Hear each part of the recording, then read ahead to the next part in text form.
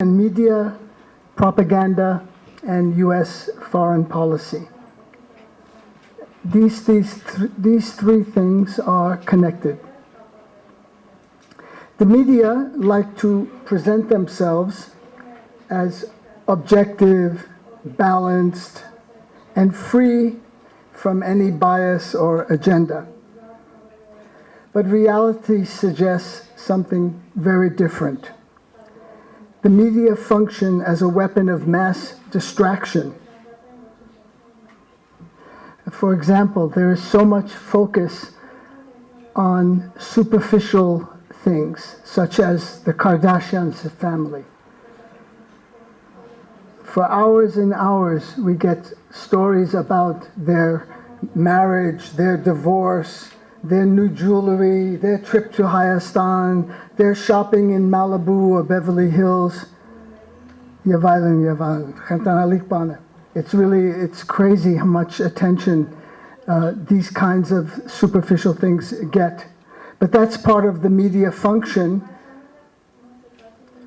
to distract people from looking carefully at what their government is doing in the country and also around the world. The media are large conglomerates, they're large corporations that serve to mobilize support for the special interests that dominate state and corporate power. Actually, I was first influenced by a very great American-Armenian journalist, Ben Bagdikian. He was born in Marash in 1920. I came to know him in the US, and he wrote a book called The Media Monopoly around 1980. And in this book, he described the situation of corporate influence over the media. At that time, he identified 50 corporations that controlled most of the radio, TV, and newspapers. After that book came out, he wrote subsequent editions, and that 50 became 28. 28 became 23. 23 became 14. 14 became 10. And today, the number is about 5 corporations that control most of the media. And let me speak clearly and plainly.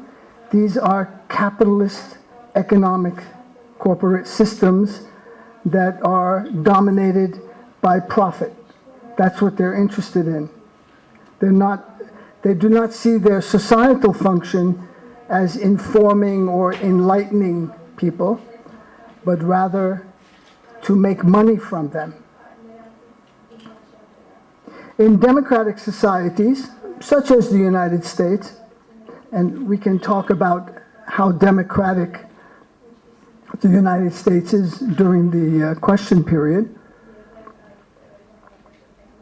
because I think the evidence will point that the US is increasingly non-democratic, increasingly plutocratic, and authoritarian.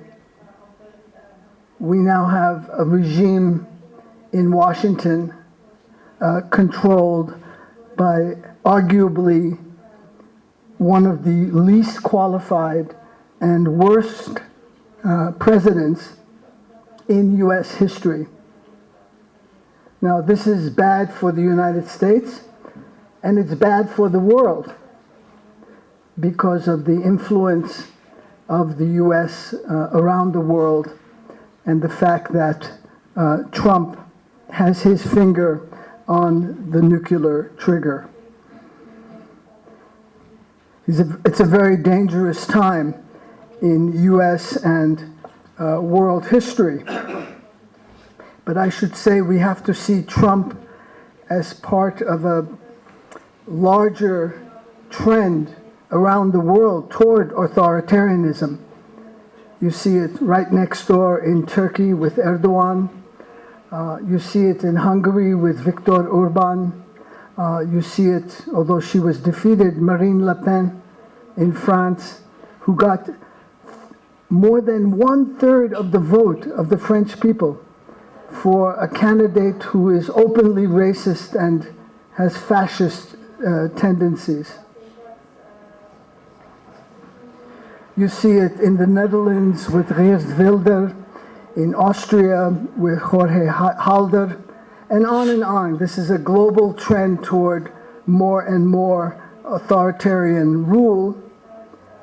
And the media play a major role in legitimizing many of these authoritarian leaders. Now, again, to go back to democratic societies, let's say the US is a democratic society, and it is to some extent. For example, I live there, I work there, I speak freely.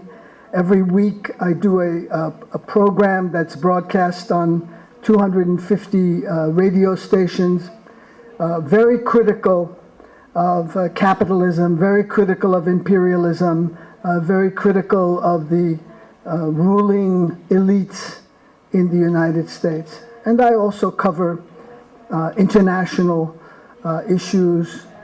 I've done a number of programs on the Armenian genocide, of course, and Iran, India, Pakistan. Take India, for example. You might think it's a very democratic country.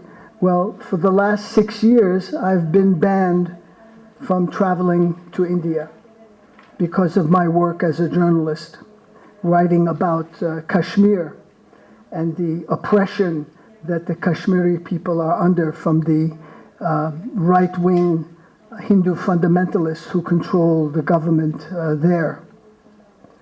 Journalism can sometimes be very dangerous, as our comrades in Turkey, Chile, Argentina, and other countries, China, have discovered, being arrested, jailed, deported. It's now 6 years, as I said, I cannot travel to India.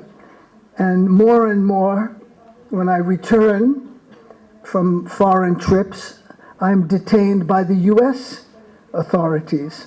I expect when I go back on Sunday that I'll hear those words at the airport, please come with us. Or they won't say please. Hajish Chen said, that they are holding us, they're questioning us. Oh, you went to Iran, Mr. Barsamian, or Barsamian, whichever way they mispronounce my name. What were you doing in Iran? Who did you see? Why did you go there? Who paid for your ticket? Etc. Just harassment and intimidation, because they don't want people to get the correct information about, let's say, what's going on in Iran. Now, in democratic societies, the use of force is less likely than in non-democratic societies, that the state will not necessarily be violent in controlling information. So there are other forms of control, and that's where propaganda becomes so important, where people's minds can be manipulated and controlled.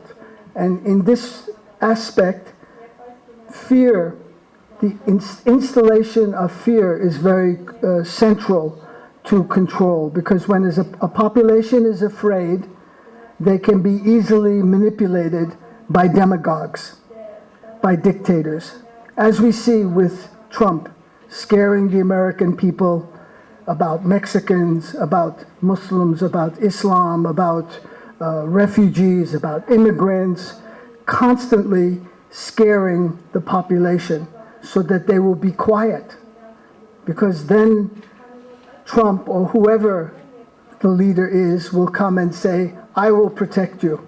I am your savior. You can depend on me. You are safe now. Just give me your vote. Give me your endorsement. And this goes back in history. Most of you are familiar with the Nazi regime in Germany in the 1930s, where constant use of propaganda created a horrific homicidal state in which millions of people were killed. All, incidentally, in the name of freedom, democracy, liberty, all of these slogans that are very promiscuously used, but have largely, particularly in the United States and other Western democracies, they have been hollowed out. They have lost basically their meaning. So yes, we have elections. Yes, I can do my radio program. Yes, I can speak in Chicago and Boston and Los Angeles and New York.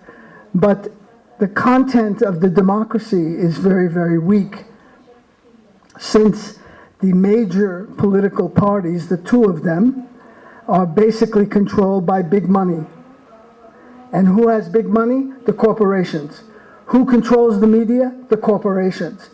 And so they are able to influence the politicians to do the things that are favorable to them. Of course, none of this is spoken openly. It's all tacit. It's all kind of, under the table conversations. It is understood that the state must enable corporations to maximize profit, and also to repeat the main themes the state wants to promote. And of course, since the 11th of September 2001, the American state has focused on terrorism as its raison d'etre, as its rationale and justification for expanding its imperial power across the globe. We're not just talking about Afghanistan and Pakistan, but Iraq, Syria, Somalia, Yemen, Mali, Niger, even in West Africa, the US are operating.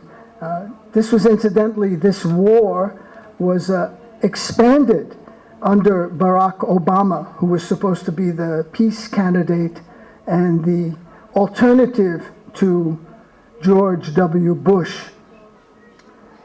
I used to make a joke for the American audiences to give them one word of Armenian. I said Bush, Abush. Some of them got the joke, some of them did not. Anyway, there are lots of ideological manipulations. I don't think this should be a surprise to you. States want control, they want power, they want domination. Corporations want to make money. That's what they're about. And the other things are just simply for show, for propagandistic purposes. So whether it's Nike or any of these other big Starbucks, these other U.S. corporations, Ralph Lauren, you have over here, Calvin Klein, they're all about making money first and foremost. And in that atmosphere, they need state cooperation to provide stability. It's hard to make money if there's anarchy or instability. And so part of the state function is to provide that structure in which capital corporations can function. I remember the last time I was in India, actually, was in 2011, before I was banned, and Obama came when I was there. And with him were 200 of the presidents of the biggest U.S. corporation in his entourage. 200 huge corporate leaders. Why were they there? To make deals with Indian corporations. And there you saw how the function of the political elite, what their function is to enable corporations to make to make more money? Why didn't Obama take musicians or artists or dancers or theater people and poets? They represent America also, not just the large corporations. But he was, and the other presidents, they are performing their societal duty, which is to enable corporations to make more and more money. Part of the propaganda, of course, is what is called embedded ideas. That is to say, assumptions are made. For example, the U.S. is a democracy and wants to spread freedom and democracy around the world. That is never challenged. That is the operating principle. And then there's a discussion about how that should be done. But the premise itself is never challenged. It's never questioned. And I think that's what we have to do as independent journalists. We have to be that fire under them that asks the questions that make them uncomfortable. So Washington's right to intervene anywhere in the world is unchallenged. So, for example, your neighboring country, Iran, has no rights to have any kind of presence in this region, even though it is in this region. But the U.S., thousands of miles away, anoints itself as the defender of freedom and democracy around the world, particularly in the Middle East. Now, to make this successful, to persuade the American people when they are not watching the latest Kardashian program or some football match or some other silly thing, they need to be properly instructed as to what the threats are facing the United States. Now, I think we just saw a perfect example of that with Saudi Arabia, which is a great American ally, as you might know. Saudi Arabia, the first country that Trump visited as president, you remember, and he did his little dance, his little bod, right? Shows how deep he's connected to Saudi culture. Well, Saudi Arabia is a very problematic ally or friend of the United States. You know, after all, 15 of the 19 hijackers of September 11th were from Saudi Arabia. There was no Iranian among them. There was no Afghan. There was no Iraqi. There was no Pakistani. Yet those countries have been invaded, attacked, occupied, demolished, humiliated, enslaved, etc. And it was interesting that Saudi Arabia has supported extremist jihadi groups all over the world, starting in Afghanistan in 1979. The Islam practiced in Saudi Arabia is very different from Islam practiced in other countries. It's called Wahhabism. It's named after Muhammad Wahhab, a 17th century cleric and imam, and extremely conservative, extremely fundamentalist, extremely extreme, if I could say. And because they have tremendous amounts of money from oil, they are able to spread their doctrine of Islam to places like Pakistan. So I was in that region during that period where millions and millions of dollars were coming from Saudi Arabia to build up the Mujahideen to fight in Afghanistan. These were the freedom fighters, as Reagan called them. They were actually homicidal maniacs, drug dealers, traffickers, pederasts, and all around, I would say, bad people. But Reagan loved them because they were fighting the Soviets, and the fact that an extreme formation was being created was not of great concern to him. And from the Mujahideen came the Taliban. From the Taliban came Al-Qaeda. From Al-Qaeda now has come a whole panoply of jihadi groups in countries that never had them before. So the question we have to ask is, how did this happen? And of course, the media in the United States completely fail. It happened, they'll tell you, because, well, Islam is a crazy religion. It promotes fanaticism. It's in the blood of the Arabs. They love to kill people. They have no other goal in life but to wake up in the morning and be violent.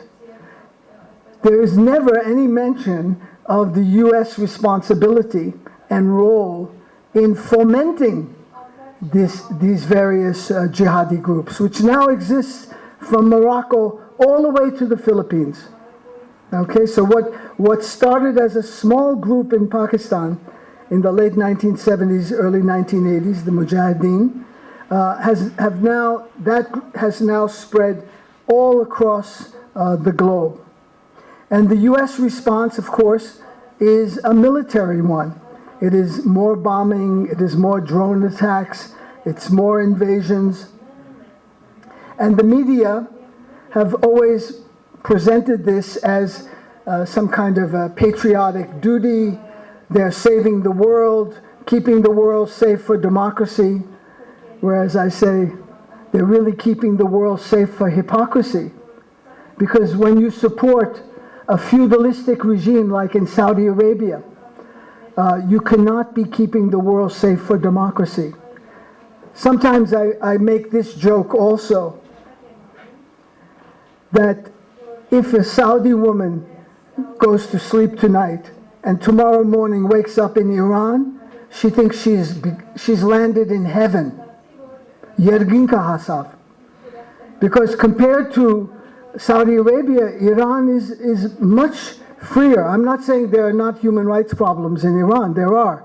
The homophobia is unacceptable and those kinds of issues. But a woman can drive a car there. A woman can get a divorce there. A woman can own property there. A woman can get custody of her children there. In Saudi Arabia, it is extremely rare, if ever, that the custody of the children in divorce cases are given to the mother. Invariably, it is given to the father. It's a patriarchal society.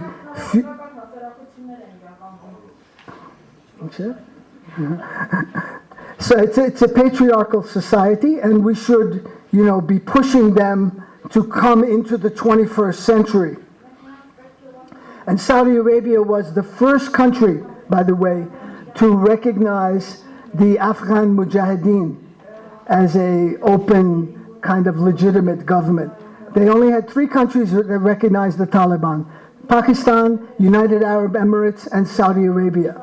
So what does that tell you? Now, again, it requires verbal acrobatics to justify the backing of a regime such as the one in Riyadh. So other countries have no rights. Rights are only for Washington and its allies. So, for example, Israel can routinely oppress Palestinians, can deport them, can kill them, can imprison them. In fact, this week is the 50th anniversary of the longest occupation in modern times, the Israeli occupation of the West Bank and the Syrian Golan Heights. So whenever there's any criticism of Israel in the UN, there is Washington saying, we do not, we will not allow for any criticism of Israel. And so they use their veto power. I think history is very important. As Santayana said, those who cannot remember the past are condemned to repeat it. George Orwell said, "Who controls the past controls the future. Who controls the present controls the past." And Milan Kundera, the Czech writer, said, "The struggle of human beings against power is the struggle of memory against forgetting." And I think that quote, particularly from Kundera, is very, I think, apropos and significant to Armenians, as we always try to remember the past and, of course, to acknowledge the first genocide of the 20th century, which the United States to this day will not call a genocide. This is a great shame on the United States, the so-called leader of the free world. But it shows you how hypocritical they are, because the military connection with Turkey is more important than morality, is more important than honor, is more important than the truth. The Milan Kundera, he has this wonderful quote about forgetting. "The bloody massacre in Bangladesh quickly covered over the memory of the Russian invasion of Czechoslovakia. The assassination of Allende drowned out the misery of Bangladesh. The war in the Sinai made people forget Allende. The Cambodian massacre made people forget Sinai. And soon, so on and so forth, until ultimately, everyone lets everything be forgotten." As human beings, we cannot forget the past. Of course, we must live in the present and think about the future. But the past is always with us and is important to focus on. And again, a free and open media lays these things out for people to see and to understand.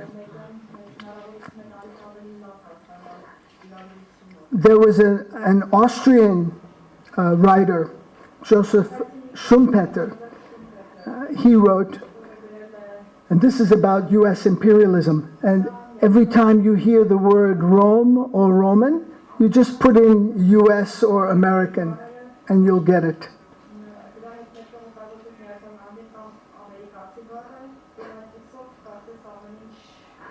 There was no corner of the world where some interest was not alleged to be in danger or under actual attack.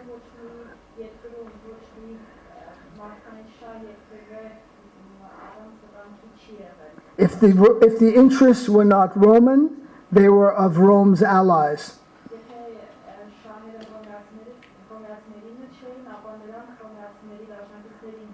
And if Rome had no allies, then allies would be invented. The fight was always invested with an aura of legality.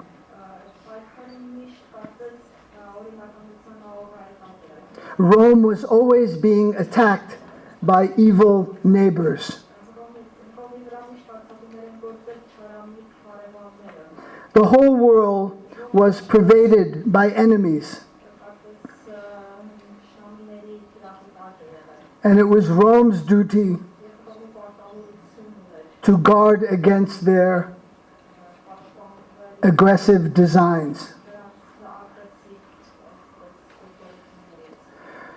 And so we see today how the media promote falsehoods, half-truths, straight-out lies about, particularly the U.S. media, about what the U.S. is doing around the world.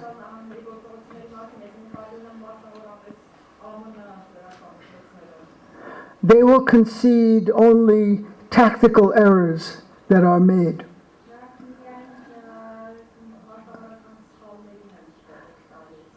But as Schumpeter said, it's always cloaked in an aura of legality and good intentions. Altruism is always at work in these situations. So the fact that Saudi Arabia has oil is not a major consideration for the media. And Trump 2 weeks ago when he went to Riyadh, he showed his true colors when he promised to sell the Saudis $110 billion of new weapons with the promise of $200 billion more to come.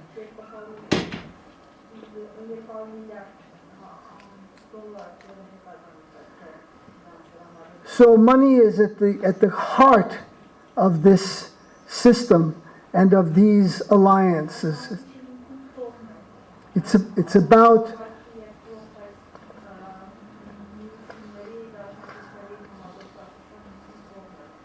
about power, it's about domination, and it's about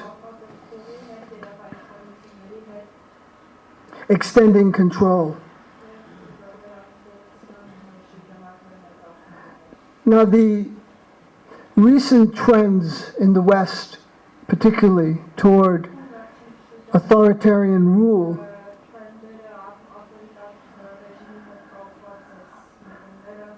are a direct result of the failure of neoliberalism. This economic doctrine, which I believe has been extended to Hayastan to some extent, has impoverished and pauperized many people around the world, including in the United States.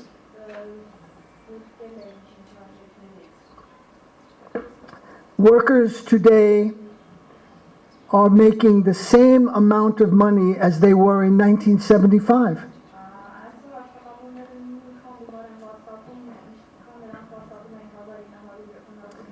It was around that time, actually, that neoliberalism was introduced by Milton Friedman and other so-called, economists to deregulate corporations, to privatize state resources, to cut taxes for the rich.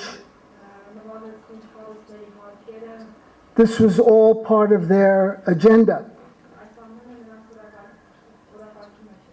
And it has resulted in very negative consequences for people in Europe, Canada, United States, Latin America, and elsewhere.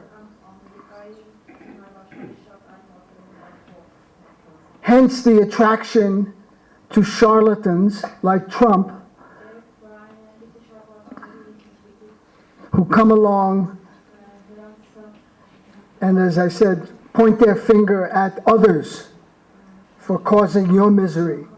You are poor because of that immigrant. You are poor because of this refugee. You are poor because of Mexicans.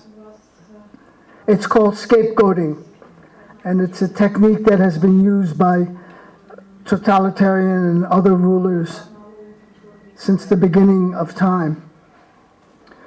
Now we have a huge crisis in front of us as a planet, and that is what is called climate change, global warming. No country will be safe from the consequences of climate change.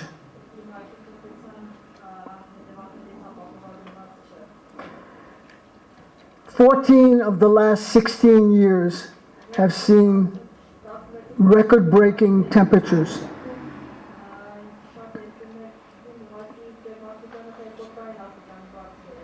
Last year in Kuwait, it was a record 54 degrees centigrade. In Iraq, 52. In India, 50, 51. Pakistan also. It's unmistakable what is happening. And we need to pay attention and act quickly to reverse this trend. Yet in the world's greatest democracy, the United States of America, we have a president who says that climate change is a hoax. It's fake. It's not happening.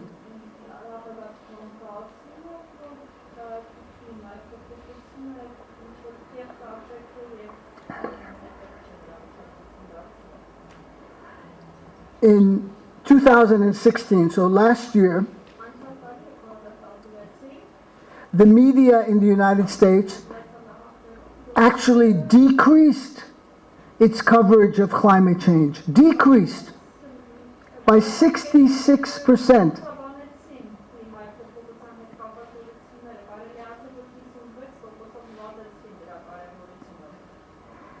And so, why is that important, particularly in the American context? More than 2/3 of Americans still get their news from TV.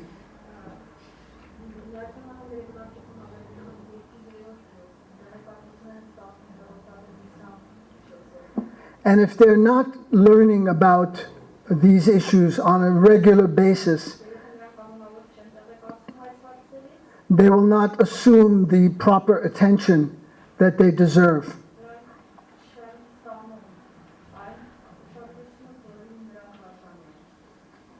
And meanwhile, as I said, working people are angry. They're, working as hard and as productive as ever, but they are being squeezed by these economic forces.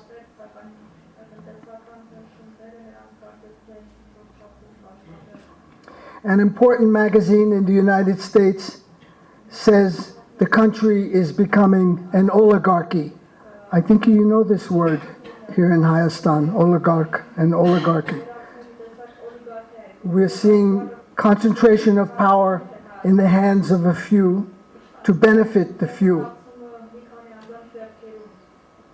During the Occupy movement of 2011, the young people did a very great service. They injected into the political vocabulary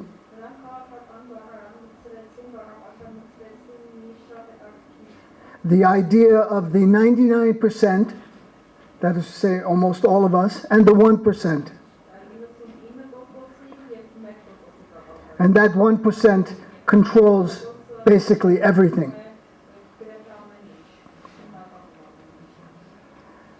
So we have in the US a lot of work to do to open the media, to be more democratic, and to resist the authoritarian trends of the Trump regime.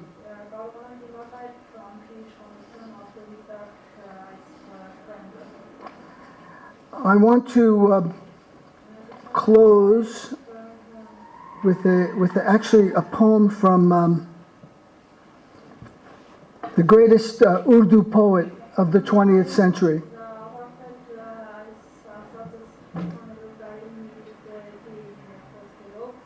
I know poetry is popular in Hayastan. You should know this poet. His name is Faiz Ahmed Faiz. It's unusual. His first name and last name is the same, Faiz.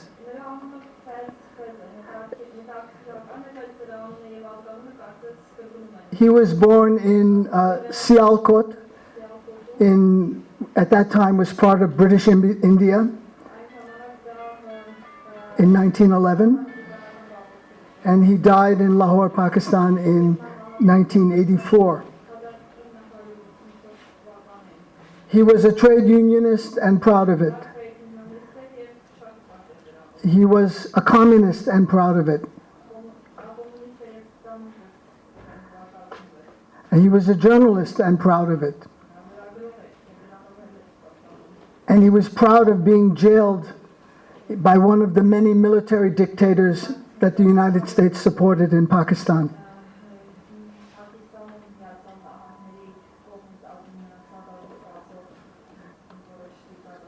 His most famous poem is called Bol. Bol. This is in Hindi and in Urdu. It means speak. Khosir. Bol. So when you go to demonstrations in India or Pakistan, even Bangladesh, even Nepal, you see the posters, the placards. It just says Bol. Everybody knows what it is. It's Fez's poem.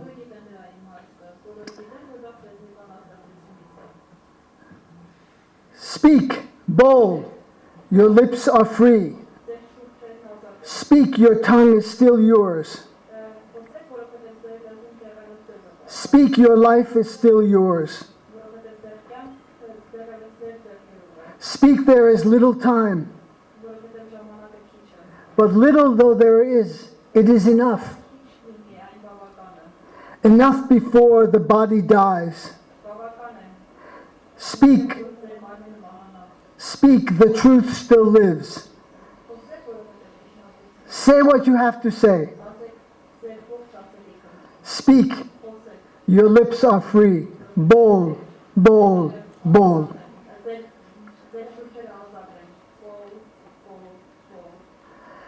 And I want to actually close from one of our great African American liberation heroes.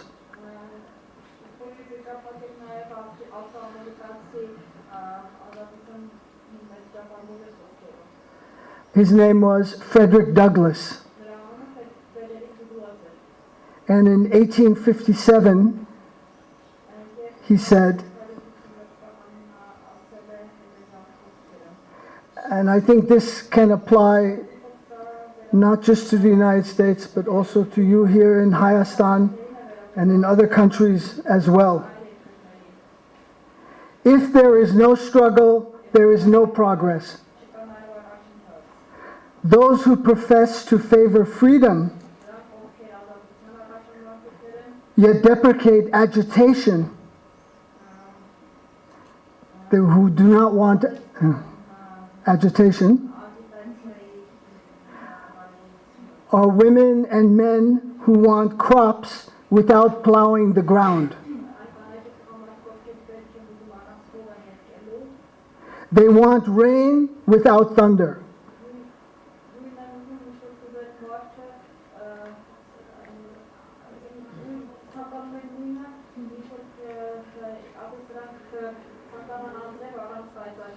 They want the ocean without the roar of its mighty waters. The struggle may be a moral one, or it may be a physical one, or it may be both moral and physical. But it must be a struggle.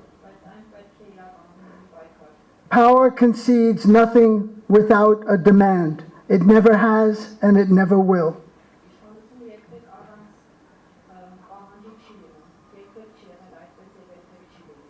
Power concedes nothing without a demand. It never has and it never will. So in your struggles here in Armenia and Hayastan, you have to remember that.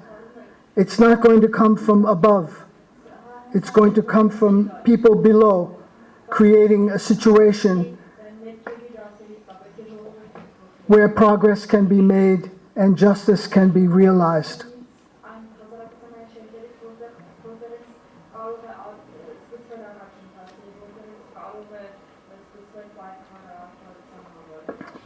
Thank you very much.